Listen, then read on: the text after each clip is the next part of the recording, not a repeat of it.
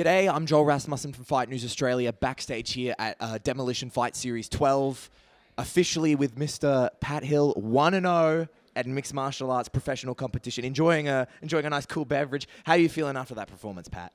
Yeah, I feel pretty good. Definitely was prepared for the full 3 rounds, but it's good to get out of there early, get the early knockoff. Nothing beats an early knockoff and then getting on the beers. Nothing's better than that at work. Now, I did want to ask a question about, obviously this is your pro debut. Maybe a weird one to start off with, but I wanted to ask, how was it being in the 4 ounces compared to the bigger gloves? Does it feel any different while you're out there with the striking? I didn't really notice any difference so much in the striking. The grappling it was a bit easier to free my hands up. They weren't getting caught as much. But then I got hit maybe a couple jabs. Didn't really notice much difference. The only thing I've noticed was the elbow. Well, I wanted to ask about that. You got caught with a little bit of an elbow out there. Obviously, you're known for great grappling, but I think you really hung out there tonight. You know what I mean? You showed that calmness. How did it feel out there? You know, you get hit with something kind of big, but doesn't fully rock you. How was it out there with the strike? Yeah, it was good. I was feeling I was doing pretty well. I wanted to show off my striking there.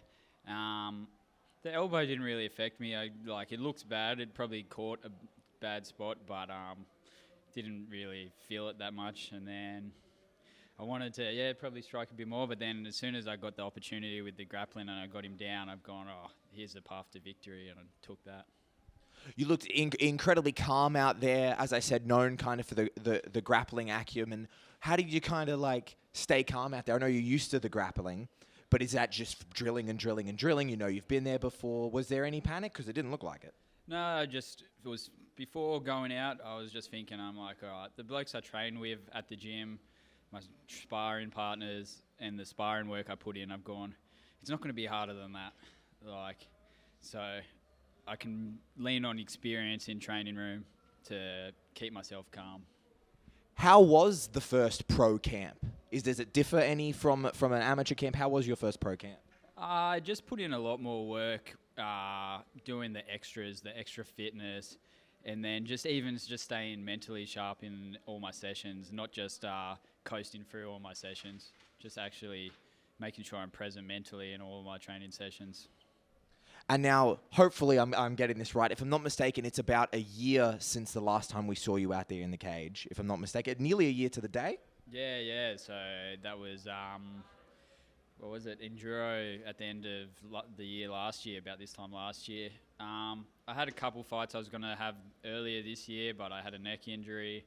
Then I had appendicitis, and so that's taken up the whole first half of this year up until now. So it was really the first opportunity I pretty much was able to get into the cage this year since the last fight.